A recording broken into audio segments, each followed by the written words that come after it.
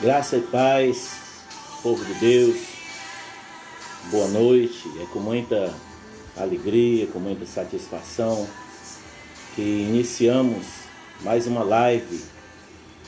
Boa noite você que já está sintonizado. Quero saudar o irmão Wellington, que já está sintonizado, assistindo. E todos os demais que já estão nos acompanhando. Eu inicio esta live de hoje, primeiro agradecendo a Deus por estarmos com vida, com saúde, e quero saudar algumas pessoas que há dias era para mandar esta saudação. Quero saudar meus cunhados, Clairton, sua família, Haroldo e família lá em São Paulo. Clairton não perde as lives que nós gravamos e com certeza tem sido abençoado e edificado por Deus Todo-Poderoso. Quero saudar minha cunhada Salete, lá em Tejuçuoca, no Ceará. Salete, seu marido Luiz Carlos, Samara e Adão, Sângela e o meu amigo Luiz Evaldo e o Herbiton. Quero saudar a Samires e o seu esposo Cícero, lá nas bandas do Cariri. Me parece que Lavras da Mangabeira, onde eles estão morando. Quero saudar todo o povo de Deus, em qualquer lugar do Brasil e do mundo, onde essa mensagem chegar, que nós possamos ser edificados, que possamos agradecer a Deus. Pastor Charles Dantas, parece-me que em Goiânia. Graça e paz, meu querido, para você e sua família, todos os irmãos da IDB, em qualquer lugar desse Brasil, todas as regiões desse Brasil imenso. Araguaína, Tocantins, pertinho, né, pastor Charles? Pertinho. Que Deus abençoe sua vida, sua família e o seu abençoado ministério. Que Deus continue com as mãos estendidas sobre a sua vida. Meus queridos, na noite desse dia, nós temos uma reflexão a respeito das 7 colunas da casa da sabedoria. Provérbios capítulo 9, versículo de número 1. A sabedoria construiu a sua casa, ergueu as suas 7 colunas. Nós vamos estar meditando a respeito das 7 colunas da casa da sabedoria. Toda construção, seja uma casa, seja um templo, seja um comércio, seja um prédio do poder público, municipal, estadual ou federal, qualquer prédio que vai ser construído tem que ter uma base bem feita, bem sólida, tem que ter um alicerce bem feito, e nas paredes tem que haver colunas, senão com a continuidade começa a parede rachar e a casa pode desabar e pode cair. E uma casa, quando cai, geralmente atinge quem está morando nela ou quem mora nas proximidades. Da mesma forma, na vida espiritual, o Senhor Jesus diz em Mateus capítulo 7, versículos 24 a 27, ele diz que quem escuta a palavra de Deus e guarda é semelhante ao homem prudente que edificou a sua casa sobre a rocha. Quando sopraram os ventos, quando caíram as chuvas, quando as águas transbordaram, bateram com ímpeto, com grande força contra aquela casa, mas ela não caiu porque estava edificada na rocha. Assim é quem escuta e pratica a palavra de Deus. Agora, quem escuta e não pratica a palavra de Deus é semelhante ao homem insensato, o homem imprudente, ou nécio, ou falto de sabedoria, e em algumas traduções, o louco, que edifica a sua casa sobre a areia, não tem base, não tem alicerce, não tem colunas. Quando vem as chuvas, os ventos, as tempestades, quando transbordam os rios, Jesus disse que bateu naquela casa e grande foi a sua queda, grande foi a sua ruína. Então convido você a ouvir a palavra de Deus e fazer como Davi. Deus falou comigo uma vez e eu ouvi duas. Não é que ele tenha escutado o eco da voz de Deus, é que ele escutou e ele praticou. Nós devemos ouvir a palavra de Deus, não podemos e nem devemos ser ouvintes esquecidos, como disse o apóstolo Tiago, enganando a nós mesmos. Ele diz que o homem que escuta a palavra de Deus e não pratica, não guarda, é semelhante ao homem que se olha no espelho e quando sai da frente do espelho não lembra mais a aparência que tem. É muita sabedoria. A Bíblia é uma fonte de sabedoria. É uma fonte inesgotável. É uma coisa extraordinária. É uma coisa tremenda. Então vamos entrar no assunto. As 7 colunas da casa da sabedoria. A primeira fala da misericórdia de Cristo para conosco. O profeta Jeremias, ele disse que as misericórdias do Senhor são a causa de não sermos consumidos, porque elas não têm fim. Suas misericórdias não têm fim. E de forma poética ele diz, renovam-se a cada manhã. Ela não precisa se renovar porque ela não envelhece. É uma linguagem humana para facilitar a compreensão das pessoas. Vamos ver o que disse o apóstolo Paulo. O apóstolo Paulo, na carta que escreveu a Tito, capítulo de número 3, versículo de número 5, não por causa dos atos de justiça por nós praticados, mas devido à sua misericórdia, ele nos salvou pelo lavar regenerador e renovador do Espírito Santo. Observe bem, nós fomos alcançados pela grande misericórdia de Deus. A primeira coluna fala da misericórdia de Deus. Você já agradeceu a Deus hoje porque está vivo? Você já agradeceu a Deus porque se alimentou? Muitas pessoas morreram hoje, milhares pelo mundo afora. Milhares, quem sabe até milhões, ainda não comeram nada hoje, não tiveram nada para botar na mesa para os filhos, mas você está aí alimentado, está vivo, está com saúde, e ainda que você esteja doente, tem esperança, você está vivo. Deus pode alterar, pode mudar o quadro, a qualquer momento Deus pode mudar a tua situação. Então a primeira coluna fala da misericórdia de Cristo. A segunda coluna da casa fala da sua justiça. Romanos capítulo 5, versículo 1. Romanos é conhecido como o Evangelho da Justificação. Lutero diz que a carta de Paulo aos Romanos é a espinha dorsal e a coluna vertebral do Evangelho. Paulo diz no capítulo 5, versículo 1, sendo, pois, justificados pela fé, temos paz com Deus, por nosso Senhor e Salvador Jesus Cristo. A lei de Moisés tinha 613 mandamentos, e ninguém tinha como cumprir. O homem tentou, o homem lutou, o homem pelejou, mas não conseguiu, nem Moisés conseguiu. Veio então Jesus, cumpriu a lei nos seus mínimos detalhes. Tanto é que Paulo diz que o fim da lei é Cristo, ou a finalidade da lei é apontar para Cristo. Não é que a lei encerrou. Jesus disse, até que os céus e a terra passem, nem um i e nem um tio se omitirá da lei sem que tudo seja cumprido.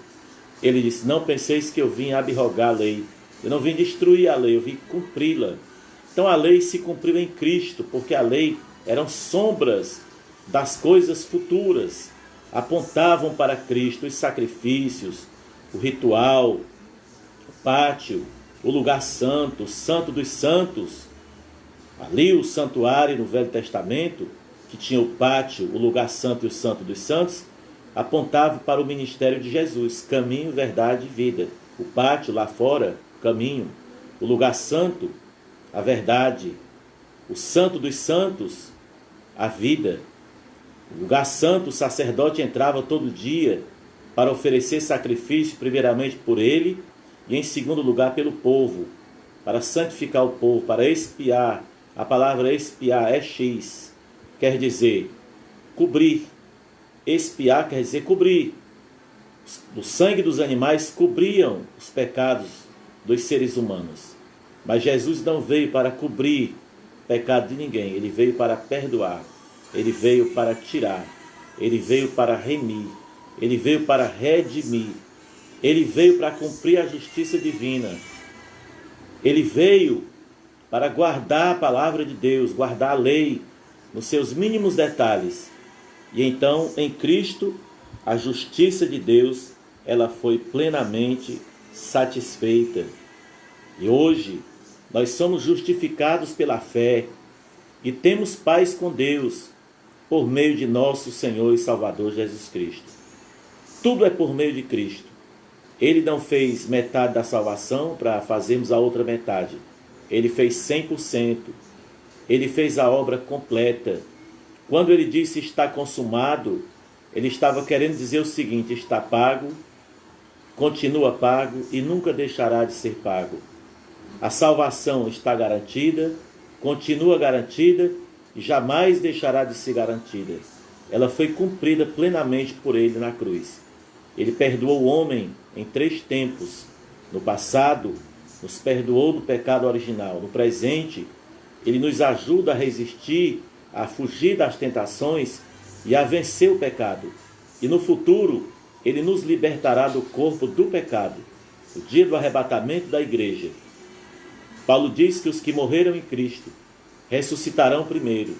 Depois nós, os que estivermos vivos, e eu espero estar vivo no arrebatamento, seremos transformados num momento, num abrir e fechar de olhos, porque é necessário, convém, é preciso que aquilo que é mortal se revista da imortalidade, que aquilo que é corruptível se revista da imortalidade.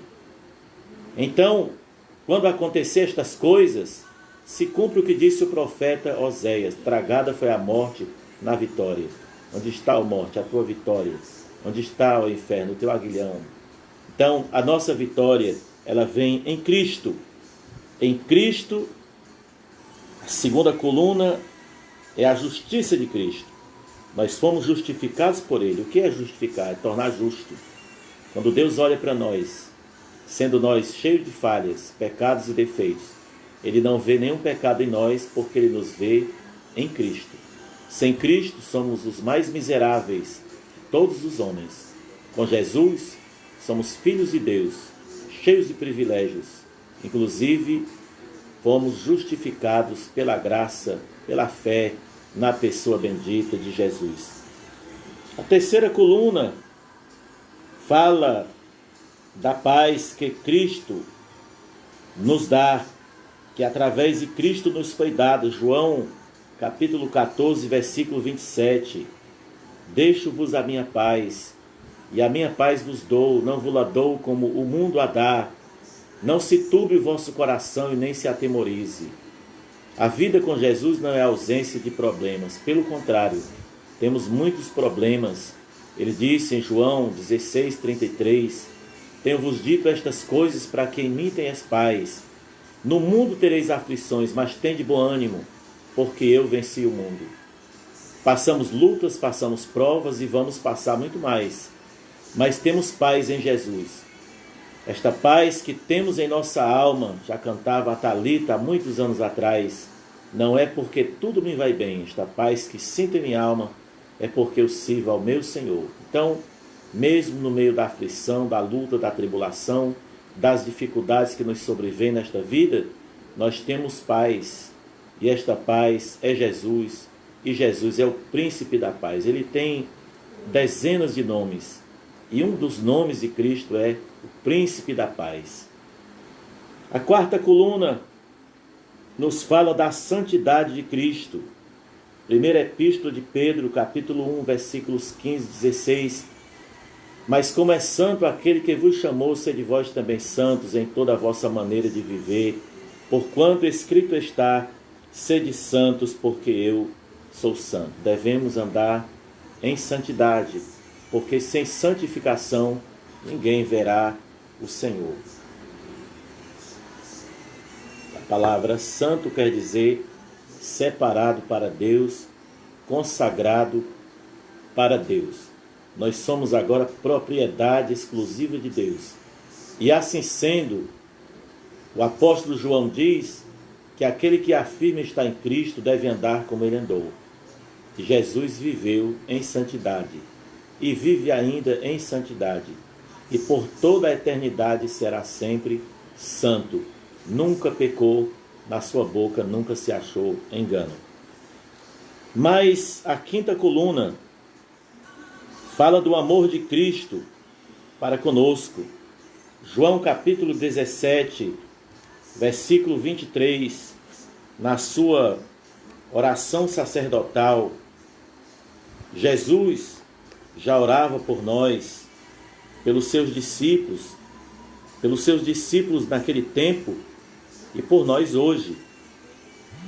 Eu neles e tu em mim, que eles sejam levados à plena unidade, para que o mundo saiba que tu me enviou e os amastes como igualmente me amaste.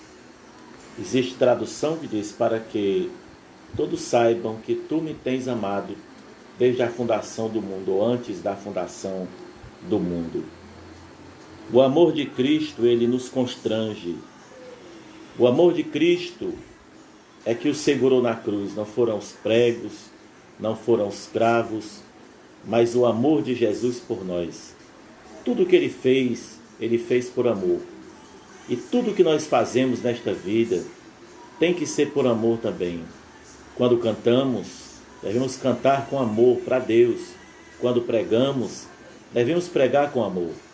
Quando nós oramos, devemos orar com amor, principalmente quando oramos pelas pessoas, pelos outros que estão necessitados de alguma forma. Devemos amar uns aos outros. E a oração, na minha opinião, é uma das formas mais eficientes de mostrarmos que temos amor por alguém, porque nos preocupamos com estas pessoas e então nós intercedemos a Deus por elas.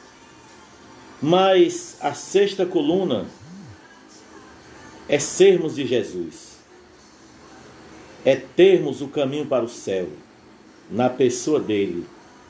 João 14, 6, talvez com o Salmo 23, João 3,16, os versículos mais conhecidos da Bíblia, mais citados, até mesmo por aqueles que não seguem a Cristo, mas conhecem. Quando Jesus disse: eu sou o caminho, a verdade e a vida, e ninguém vai ao Pai senão por mim. Toda pessoa cristã conhece esse versículo desde criança, porque escuta os seus pais falarem, os pastores, os pregadores falarem, no meio de um mundo de tanta confusão religiosa, onde existe mais de 30 mil entre religiões, seitas e ismos. Mas nenhum líder pôde dizer: eu sou a verdade, a não ser Jesus. Buda disse: estou à procura da verdade. Então, Jesus não disse que estava à procura da verdade, ele disse: eu sou a verdade. Pilatos perguntou: o que é a verdade? Pilatos era um perverso governador, ele era romano, estava governando ali a região onde Jesus morava, e ele perguntou: o que é a verdade? Ele estava diante da verdade. Se ele tivesse pedido a Jesus que o ensinasse o que fazer para ir para o céu, para ter a vida eterna, Jesus certamente o teria ensinado, porque Jesus veio para morrer por todos, inclusive por ele. Inclusive, quando Jesus estava pregado na cruz, ele ainda orou pela humanidade e disse: Pai, perdoa-lhes, porque eles não sabem o que fazem. Mas Pilatos, na sua vaidade, no seu espírito de grandeza, no seu desejo de mostrar que era grande, que era importante, jamais imaginou que estivesse diante de Jesus, o Salvador do mundo. Você já parou para meditar? No dia do juízo final, Pilatos, que julgou a Jesus, será julgado por Jesus. Herodes, que tentou matar o recém-nascido Jesus, ou um dos Herodes, que houveram vários Herodes, Herodes o Grande, Herodes Arquelau, Herodes Antipas, Herodes Tetrarca, Herodes Filipe, Herodes Agripa I, Herodes Agripa II, eram muitos. Eles eram da Idumeia, eram descendentes de Edom, ou seja, de Esaú. Por esta razão que tinham tanto ódio dos israelitas, tanto ódio do povo hebreu. Então, a sexta coluna fala de pertencer a Jesus e ter Jesus como nosso caminho. Jesus é o caminho, a verdade e a vida. Você não deve se perturbar sobre qual é a verdadeira religião. A verdadeira religião é Jesus. A igreja somos nós, mas a verdadeira religião é Jesus. A palavra religião vem do latim religiare, significa religar. O homem era ligado a Deus, mas pecou lá no Éden, ficou desligado de Deus. Jesus desceu do céu, morreu na cruz, cumpriu a justiça divina, guardou a lei para nos ligar de novo a Deus. Paulo diz que há um só Deus e um só mediador entre Deus e os homens, Jesus Cristo, que se fez homem. 1 Timóteo 2,5. E a sétima e última coluna da casa da sabedoria é o poder de Jesus. Mateus 28, 18. Ao ressuscitar, Jesus é me dado todo o poder no céu e na terra. Mas eu quero ler ainda uma referência que está em Filipenses, capítulo de número 3, versículo de número 10. Quero conhecer Cristo e o poder da sua ressurreição e a participação em seus sofrimentos, tornando-me como ele em sua morte, para de alguma forma alcançar a ressurreição dentre os mortos. Veja, o poder que ergueu a Jesus de dentre os mortos. O Espírito Santo que levantou Jesus do túmulo ao terceiro dia é o mesmo Espírito Santo que habita em nós. O Espírito Santo é uma pessoa. Não entenda ele como uma força ou poder. A Trindade é tão unida, tão ligada, que é impossível separá-los. Eles trabalham em plena harmonia e em plena unidade. Na carta aos Efésios nós vemos que somos gerados pelo Pai, somos remidos pelo Filho e somos selados pelo Espírito Santo. Então, recapitulando, as 7 casas, as 7 colunas da casa da sabedoria. Primeira coluna, a misericórdia de Cristo para conosco. A segunda coluna, a sua justiça. A terceira coluna, a paz de Cristo que nos foi dada. A quarta coluna, a santidade de Cristo. A quinta coluna, o amor de Cristo para conosco. A sexta coluna, o ser de Jesus, o caminho para o céu. E a sétima coluna, o poder de Jesus. Jesus ressuscitou e disse: é-me dado todo o poder no céu e na terra. Mateus 28 e 18. Lê Apocalipse 1, quando ele fala com João na ilha de Pátimos, ele diz: eu estive morto, mas revivi, e eis que vivo para sempre, e tenho nas minhas mãos as chaves da morte e do inferno. Quem constrói sobre Jesus não constrói sobre a areia, e estará firme diante das lutas e dos vendavais da vida. Portanto, que Deus nos abençoe, que Deus nos ajude, que o Senhor lhe conceda tudo o que você precisa. Você que está doente, que o Senhor te cure. Você que está triste, que o Senhor te alegre. A alegria do Senhor é a nossa força. Você que perdeu um ente querido nesta pandemia, que o Senhor te console, te conforte. E você que está com algum parente sofrendo com esta enfermidade, acredite, Jesus Cristo tem todo o poder. Jesus Cristo é a nossa única e última esperança. Em Jesus não há caso perdido. Em Jesus há sempre esperança de vitória. Portanto, que Deus nos abençoe, que Deus nos ajude. Fique com Deus, um grande abraço e até a próxima oportunidade.